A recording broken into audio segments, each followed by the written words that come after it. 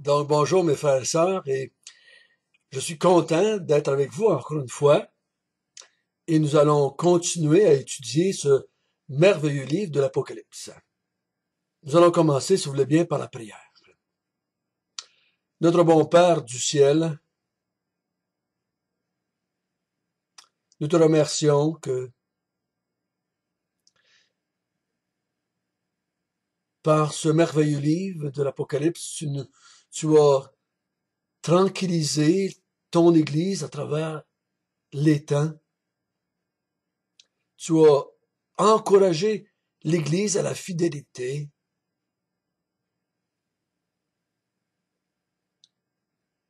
Tu as, dans ta grâce souveraine, décidé de nous dire comment le tout allait se terminer. Parce qu'une grande partie de l'Église, si je peux appeler ça de même, de l'Ancien Testament, ont vécu leur vie sans toujours savoir comment ça terminerait.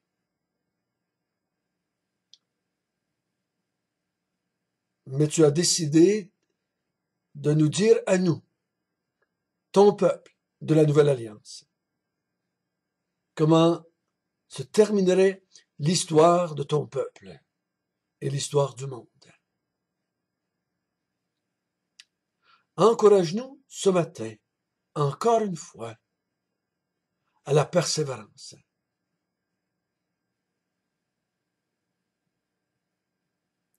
Pour ton nom.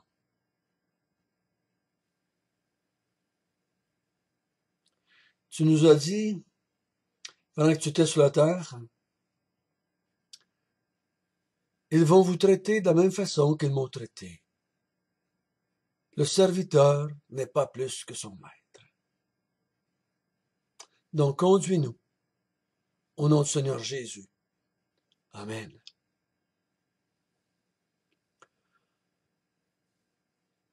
Le mot apocalypse, c'est une translittération d'un mot grec qui veut dire révélation. C'est pour ça que les anglophones ont intitulé leur dernier livre de la Bible Révélation ou dévoilement. Et nous avons vu que jusqu'à date, dans le chapitre 1, c'est Dieu qui a pris l'initiative de révéler à l'Église l'avenir du peuple de Dieu jusqu'à la fin du monde. On a vu que c'est Dieu qui l'a révélé par Jésus, par son ange, à Jean et par Jean à l'Église. On a vu aussi que Jean a eu une apparition sur l'île de Patmos. Et l'apparition qu'il a eue, c'est une apparition terrifiante, à un tel point qu'il est tombé aux pieds de Jésus comme mort.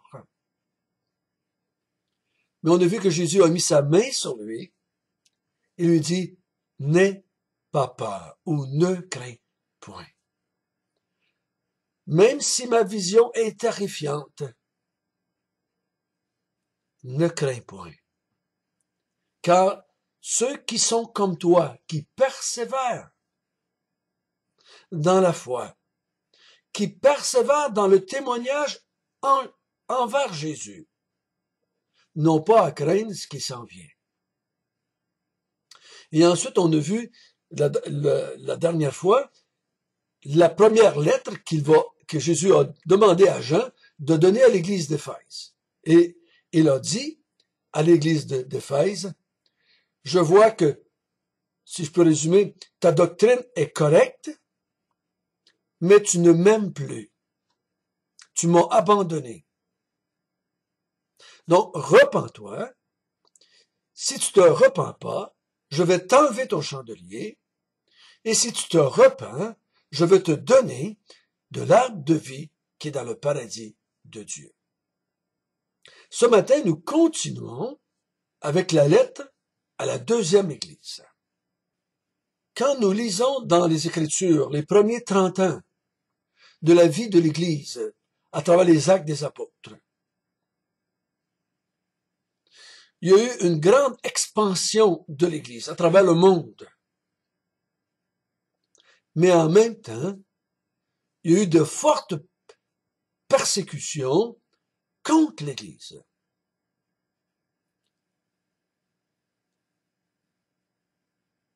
Les chrétiens ont premièrement été attaqués par le peuple des Juifs. Les Juifs se sont rebellés envers tous les disciples de Jésus. Ils s'étaient rebellés premièrement envers Jésus et ils l'ont finalement crucifié, le fondateur de l'Église. Il ne fallait pas s'attendre à autre chose envers les disciples de ce fondateur-là. Et comme je l'ai dit dans ma prière, Jésus avait dit, ils vont vous traiter de la même façon qu'ils m'ont traité. S'ils m'ont traité de Béelzébul, ils vont vous traiter de la même façon. S'ils m'ont fait mourir, ils vont vouloir aussi vous faire mourir. Donc on voit dans les Actes des Apôtres une période de forte persécution.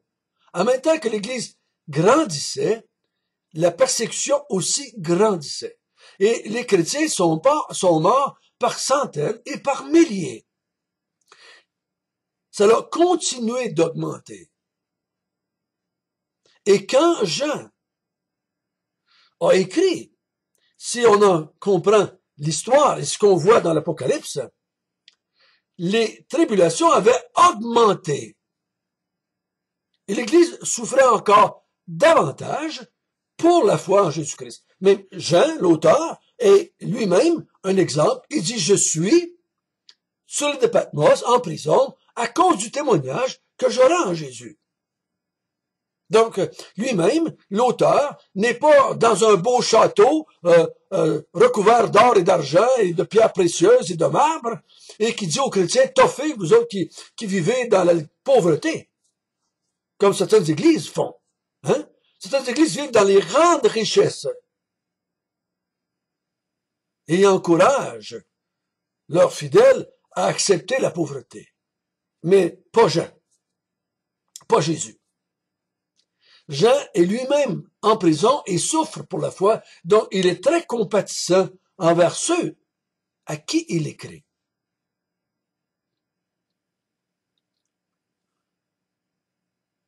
Pendant la vie de Jésus, beaucoup de disciples dans les évangiles vont abandonner Jésus.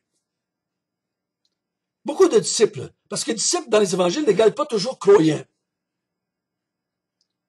Disciples, c'est des gens qui suivaient Jésus, qui recevaient l'instruction de Jésus, mais à cause de certains événements ou à cause de certains enseignements, ils quittaient Jésus. On a un exemple de cela dans Jean 6. Et plusieurs de ses disciples le quittèrent pour ne plus jamais revenir avec lui.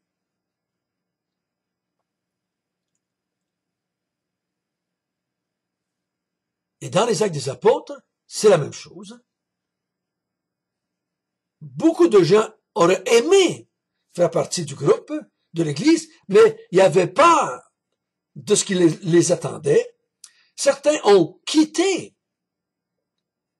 les groupes à cause des persécutions. Et quand nous lisons l'histoire de l'Église, et dans les alentours des années 100, beaucoup quittaient parce qu'il y avait tellement de tribulations, tellement de persécutions fortes contre l'Église, que plusieurs abandonnaient. Et c'est ce que nous allons voir ce matin dans la lettre à la deuxième Église. Lisons ensemble, si vous voulez bien, chapitre 2, verset 8. Écrit à l'ange de l'Église de Smyrne. Voici ce que dit le premier et le dernier, celui qui était mort et qui est revenu à la vie. Je connais ton affliction et ta pauvreté, bien que tu sois riche. Et les calomnies de la part de ceux qui se disent juifs et ne le sont pas, mais qui sont de la synagogue de Satan. Ne crains pas ce que tu vas souffrir. Voici, le diable jettera quelques-uns d'entre vous en prison, afin que vous soyez éprouvés. et vous aurez une tribulation de 10 jours. Sois fidèle jusqu'à la mort, et je te donnerai la couronne de vie. Que celui qui a des oreilles entende ce que l'Esprit dit aux églises. Celui qui vaincra n'aura pas à souffrir la seconde mort.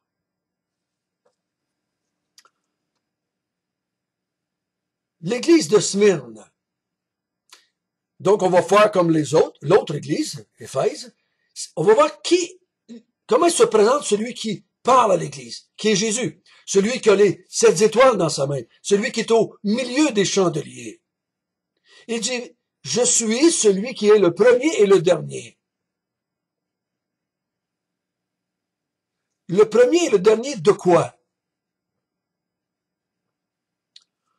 De la création? Peut-être. De quoi est-il le premier et le dernier? Je crois que c'est un titre ici. Un titre honorifique. Celui qui a tout débuté et celui qui va tout terminer. Celui qui commence et celui qui termine.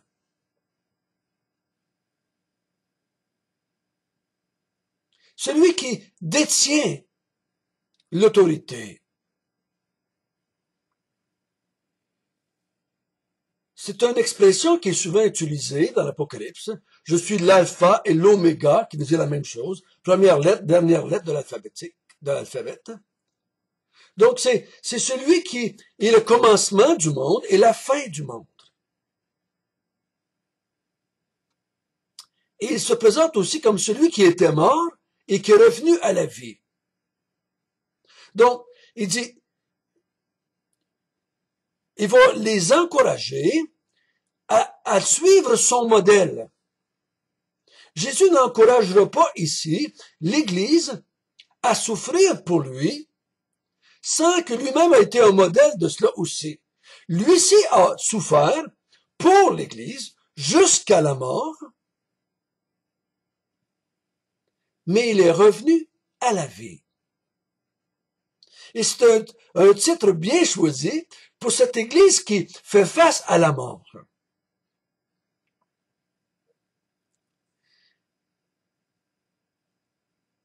Y a-t-il quelque chose de plus encourageant que de dire à quelqu'un qui fait face à la mort, tu vas revenir à la vie comme j'ai revenu à la vie. Tu vas trouver la mort à cause de moi, tu vas retrouver la vie comme moi. Donc, il était mort, il est ressuscité d'entre les morts, et il est revenu à la vie. Ça, c'est celui qui écrit. Deuxièmement, il dit, je connais, on a vu ça la dernière fois, Jésus connaît l'Église, connaît chaque individu, chaque Église locale, il sait qu'est-ce qui se passe dans son Église, il n'est pas un dirigeant lointain, mais il est bien la tête du corps. La tête sait toujours qu'est-ce qui se passe dans le corps. Si ça serait pas cela, on dirait le gars est vraiment malade. Il a le sourire jusqu'aux oreilles pendant qu'il est en train de crever dans son corps. Ça serait pas normal. Quand notre corps est malade, la tête le sait. Hein? Mais Jésus dit, je connais ton affliction et ta pauvreté. Je sais ce que tu vis à cause de moi. Je sais. Je sais que tu es affligé. Je sais que tu as perdu des choses. Vous vous souvenez dans Actes, comment les chrétiens ont été chassés de leur ville, de leur pays. Jacques écrit aux 12 tribus dans la dispersion. Et les premiers chrétiens ont été souvent obligés de fuir ville, pays, famille. Ils ont tout perdu à cause de Jésus-Christ. Donc, ils vivaient l'affliction et la pauvreté. J'ai lu un jour un livre qui s'appelait les chrétiens dans les catacombes. Ça m'a beaucoup touché de voir que la première génération de chrétiens, par milliers, ils vivaient sous la ville de Rome, cachés dans ces tunnels d'anciennes mines. On avait des mines de ce que j'ai lu, des mines de sable sous la ville de Rome. On prenait du sable pour l'emmener au-dessus, pour bâtir des briques, pour bâtir la ville de Rome. Et beaucoup de chrétiens ont vécu là, dans ces catacombes-là, dans ces ruines-là de mines, ils ont vécu et ils sont morts là, dans ces mines-là. Et si vous voulez avoir un bel exemple aussi de cela, vous avez l'Épître aux Hébreux, chapitre 11, où est-ce qu'on parle des modèles de la foi qui sont morts, qui ont été tués, ils ont été sciés, ils ont été battus, ils ont été fouettés, maltraités, de toutes les façons possibles et imaginables. L'Église a subi l'affliction et aussi la pauvreté. Il dit, malgré que tu sois riche. Et on parle ici de richesse spirituelle. Richesse spirituelle. Nous pouvons être des fois les plus pauvres de ce monde. Mais en même temps, nous sommes les plus riches de ce monde. Le monde peut nous affliger. Le monde pourrait nous appauvrir. Mais le monde ne peut pas toucher à nos richesses spirituelles. Ils ne peuvent pas nous l'enlever. Tu es riche parce que tu possèdes la vie éternelle. Parce que tu fais partie du peuple de Dieu. Parce qu'un jour tu vas habiter dans les nouveaux cieux, nouvelles terres. Parce qu'un jour tu vas avoir un corps ressuscité. Tu es riche. Tu es riche.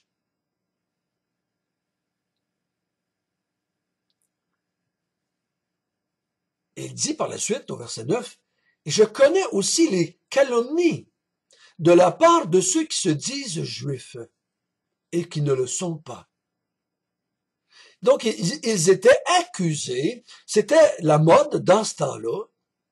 Quand ça allait mal, on accusait les chrétiens. On accusait les chrétiens d'être des fauteurs de troubles, d'être des gens qui stimulaient les gens à se révolter contre l'Empire romain. Même Néron, après qu'il ait mis le feu à la ville de Rome, a accusé les chrétiens d'avoir mis le feu à Rome. Mais ici, il dit, de la part de ceux qui se disent juifs, on t'accuse, on te calomnie, on dit parce que le mot calomnie veut dire des choses pas vraies à ton sujet. Mais il dit, ils ne sont pas des juifs. C'est important ici. Cette petite expression-là, on va y revenir plus loin. C'est des gens qui se disent juifs et qui sont juifs, je crois, de par leur naissance, mais ils ne sont pas des juifs spirituellement parlant. Comme Jésus avait dit, vous dites avoir Abraham pour père, vous n'avez pas Abraham pour père. Si vous auriez Abraham pour père, vous croiriez en moi. Si vous seriez des vrais juifs, non pas juste de sang, mais de foi, vous croiriez en moi. Donc ici, l'Église subit des calomnies de la part des Juifs qui ne sont pas des vrais Juifs, des vrais chrétiens, des gens qui croient, des vrais croyants, comme il aurait dû être. Mais ils sont une synagogue de Satan. Ça peut être facile pour ceux qui ont vécu autour du temps de l'Apocalypse et qui ont su par la bouche de Dieu lui-même. Ces Juifs sont une synagogue de Satan, un rassemblement de Satan, une assemblée de Satan. Ils sont des gens, des disciples de Satan. Un peu comme Jésus avait dit dans Jean, vous avez pour père le diable. Ils s'attaquaient, Satan s'attaquait à l'Église par le peuple juif, par les Juifs. Il faisait souffrir le peuple de Dieu.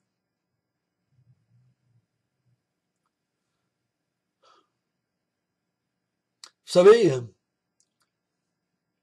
Comme dans l'histoire de Job, Dieu n'a pas arrêté Satan de faire souffrir l'Église. De faire souffrir Job. Mais il a donné la capacité à Job de persévérer. Comme Dieu n'empêche pas Satan d'attaquer Pierre. Il dit, Satan vous a réclamé pour vous cribler comme le froment. Mais il dit, j'ai prié pour vous, afin que votre foi ne défaille point. Il n'a pas empêché Satan de toucher aux disciples. Mais il a œuvré dans le cœur des disciples par ses prières pour que les disciples restent fidèles. Et ici, encore une fois, Dieu ne va pas empêcher Satan de calomnier l'Église, d'attaquer l'Église, d'affliger l'Église pendant cette période dans laquelle nous vivons. Donc, Satan va être celui qui est derrière souvent les tribulations ou les difficultés ou les persécutions contre l'Église. Je ne crois pas que Satan est toujours présent à chaque petite tribulation ou chaque petite persécution que l'Église vit, mais je crois que ultimement, il est derrière tout cela. Il faut faire attention ici, de bien comprendre que Jésus ne parle pas des souffrances que l'Église subit à cause de son manque de sagesse, peut-être, à cause de son manque de compréhension du monde dans lequel elle vit, à cause de son orgueil. J'ai souffert des tribulations, des persécutions, mais pas tout le temps au nom de l'Évangile. J'ai souvent souffert à cause que j'étais agressif, que je manquais de patience et de sagesse et d'amour envers ceux que je voulais atteindre. Ici, on parle de tribulations ou de persécutions qui sont à cause de l'Évangile, à cause de la prédication de l'Évangile. Souvent, l'Église a souffert avant même qu'on ait le temps de parler de l'Évangile. Et Jésus continue au verset 10, il dit, « Ne crains pas de ce que tu vas souffrir. » Donc, il dit à l'Église, ça va pas arrêter. Ça va pas arrêter. Ne crains pas ce que tu vas souffrir. Donc, Jésus voit la souffrance qui va continuer. Il dit au verset 10, « Voici le diable jettera quelques-uns d'entre vous en prison, afin que vous soyez éprouvés et que vous aurez une tribulation de 10 jours. » Donc, il dit, ça va continuer pendant un certain temps.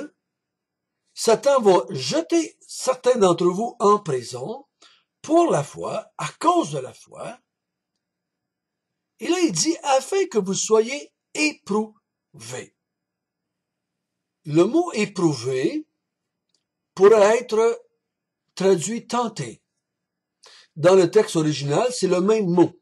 Et ce même mot-là, dans le grec, est traduit dans nos traductions françaises. Des fois, il est traduit éprouvé, des fois, il est traduit tenté.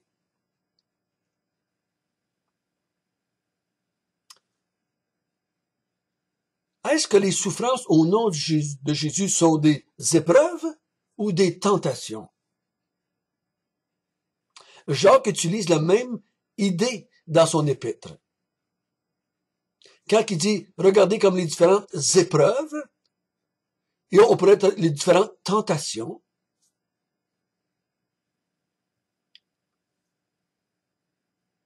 Je crois que le but d'être éprouvé, est-ce que Satan veut me tenter pour que je lâche? Oui. Est-ce que Dieu veut m'éprouver, mettre l'épreuve devant moi? Oui.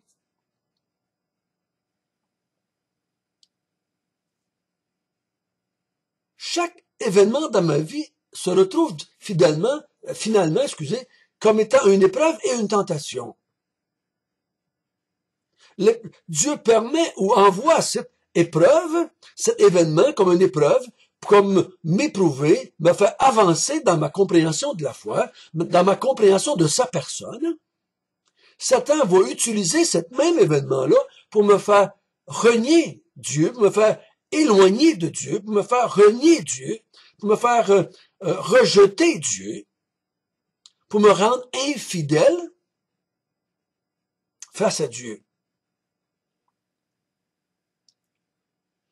Mais une chose est certaine, ce que Jésus veut, qu'on le traduise par épreuve ou par tentation. Il dit, sois fidèle jusqu'à la mort, et je te donnerai la couronne de vie. Ce qu'il demande, c'est qu'on soit fidèle. Le mot ici, ce n'est pas fidèle, ou la raison ici, ce n'est pas fidèle à la lecture de la Bible, c'est pas être fidèle à aller à l'église tous les dimanches, c'est pas être fidèle à témoigner de la foi à toutes les mardis soirs, c'est pas être fidèle à mon conjoint. Il parle d'être fidèle à Jésus, fidèle à la vérité, fidèle à notre déclaration de foi envers le Christ, fidèle à l'évangile du royaume, fidèle jusqu'à la mort. Beaucoup d'entre nous ont vu des difficultés et on va être éprouvés ou tentés, et la mort n'est pas toujours là comme résultat final. Pour certains chrétiens, oui. Oui. J'ai entendu dernièrement que il meurt dans le monde des milliers de chrétiens pour la foi chaque jour dans le monde.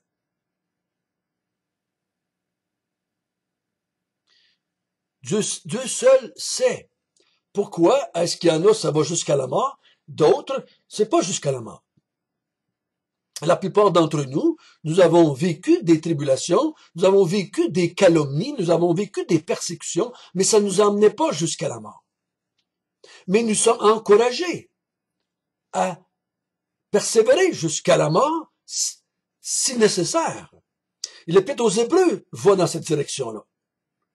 Et il encourage les chrétiens à persévérer jusqu'à la mort. Il dit, vous n'avez pas combattu jusqu'à la mort. Encore. Donc, persévérer. Continuez. Parce que quand la mort vient, ben on n'a plus besoin de persévérer, c'est terminé. Hein? On va être avec Dieu dans sa présence. Donc, on persévère jusqu'à la mort. Sois fidèle. Les chrétiens ne sont jamais appelés des infidèles dans la Bible. Les infidèles, c'est les incroyants. Parce que le mot fidèle peut être traduit croyant. Sois croyant. Reste croyant jusqu'à la mort. Le mot infidèle, c'est le non-croyant. Donc, le chrétien peut pas être appelé croyant et incroyant en même temps. Tu es croyant ou tu n'es pas croyant. C'est pas à cause que je tombe dans un péché que je suis un infidèle. Parce que dans le péché, je reste attaché à ma foi que ce péché est pardonné par Jésus-Christ. Qu'en Christ, j'ai le pardon de ce péché-là. Donc, je suis appelé à la fidélité jusqu'à la mort. Donc, ça veut dire que c'est le max. Je peux pas abandonner, je peux pas devenir un infidèle. Dieu n'acceptera jamais que je devienne un infidèle et que je puisse justifier ça. Mais Seigneur, tu sais, j'étais pour perdre ma femme, j'étais pour perdre mon enfant, j'étais pour perdre mon argent, j'étais pour perdre ma job. Donc, c'est pour ça que j'ai abandonné, tu comprends, hein? Personne ne va pouvoir se justifier devant Dieu comme cela. Il dit, je te demande d'être fidèle jusqu'à l'extrême qui est la mort. La mort, on peut pas aller plus loin, hein? Quand j'accepte de mourir, je peux pas aller plus loin. Dieu dit, j'ai accepté la mort pour toi, je te demande aussi d'accepter la mort pour moi, si c'est cela que je te demande.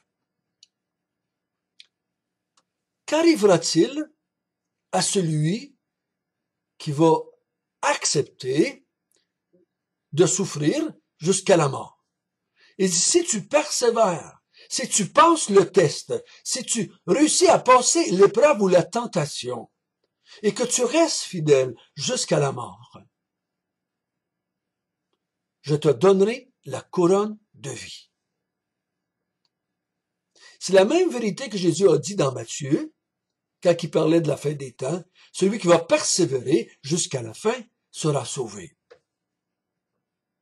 C'est ce que l'apôtre Paul, ou ben non, l'auteur de l'Épître aux Hébreux, dit. Si vous abandonnez, vous êtes perdus. Si vous reniez la foi, vous êtes perdus.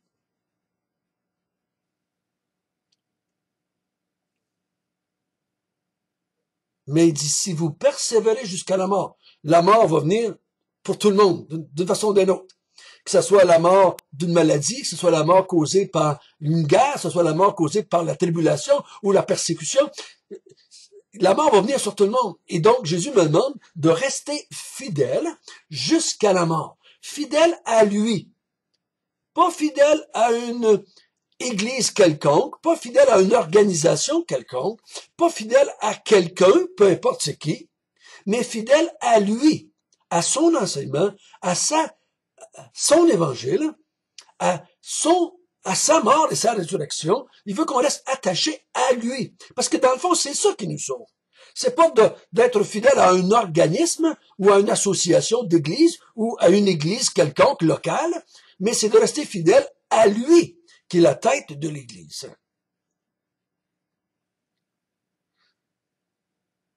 C'est pas à cause que quelqu'un quitte une église quelconque qu'il devient un infidèle automatiquement. Mais il y en a, comme ici, dans les églises qu'on voit, dans les 7 églises, il y en a qui sont restés fidèles à leur église, mais pourtant Jésus va leur dire, tu es mort. Quand quelqu'un quitte ou abandonne une assemblée, l'important, c'est de savoir est-ce qu'il est resté fidèle à Jésus-Christ. Je ne sais pas combien de fois j'ai demandé à des gens qui avaient quitté des assemblées depuis 35 ans. Je peux comprendre et accepter facilement que tu quittes une assemblée. Je peux comprendre ça. Mais pourquoi est-ce que tu quitterais Jésus?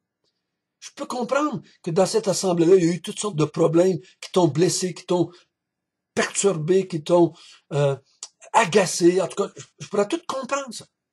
Mais qu'est-ce que Jésus t'a fait pour que tu l'abandonnes, lui?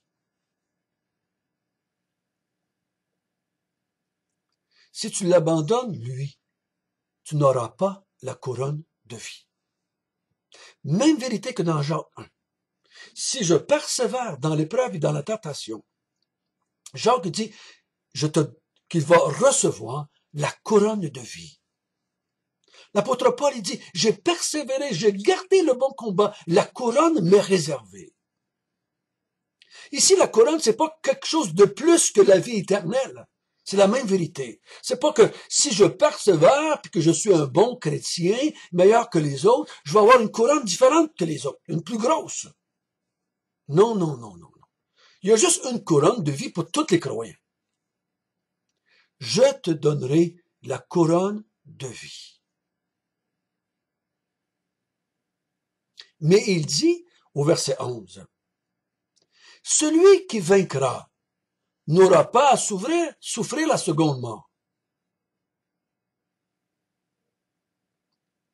Vaincre ici, c'est pas vaincre un péché dans ma vie, mais c'est celui qui va vaincre la tentation, l'épreuve, Satan.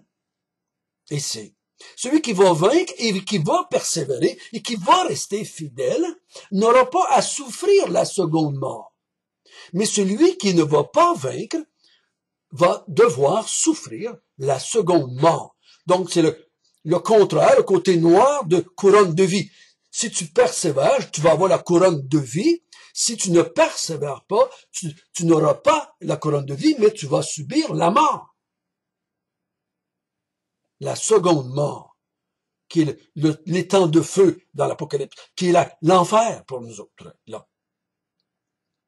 Donc, c'est pour ça que je vous avais dit hier, les églises à qui Jésus s'adresse ici, ce dont il leur parle, ce n'est pas les combats courants de la vie du croyant.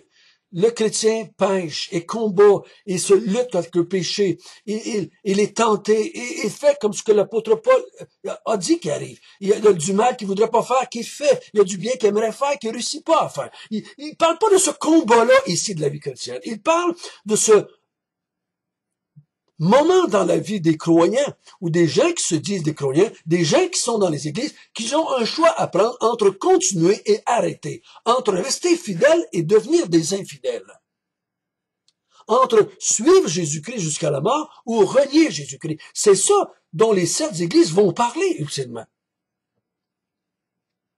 Donc, ne prenons pas ces églises-là, ou ces exemples-là, ou ces principes-là, pour appliquer ça à des chrétiens qui luttent dans leur vie chrétienne et qui aiment le Seigneur Jésus-Christ et qui restent attachés à la croix. Mais utilisons ces vérités-là, et je vous dis que j'ai utilisé souvent dans mon ministère, avec des croyants, dans l'intimité avec eux autres, dans leur mais temps avec eux autres, j'ai utilisé souvent ces églises-là pour dire, hey, si tu abandonnes, si tu rejettes le Christ, tu n'auras pas la couronne de vie. Si tu ne persévères pas, tu vas avoir souffrir la seconde mort. Que celui qui a des oreilles entende ce que l'Esprit dit aux églises. C'est pas un homme qui dit cela. C'est Jésus qui dit cela. C'est pas un homme ou un organisme qui me dit cela. C'est l'Esprit de Dieu qui dit cela. Donc le Seigneur nous encourage à accepter les souffrances qui viennent au nom de l'Évangile.